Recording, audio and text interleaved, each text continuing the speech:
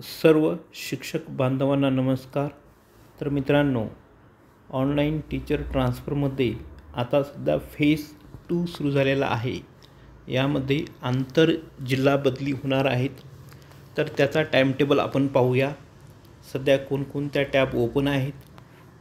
Current phase action phase 2 आहे बघा।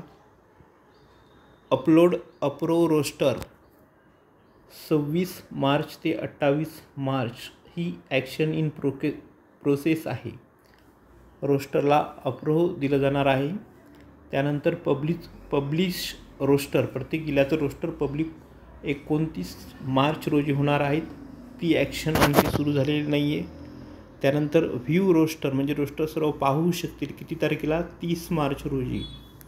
आणि त्या अगोदरच्या ज्या ॲक्शन आहेत त्या कंप्लीट आहेत।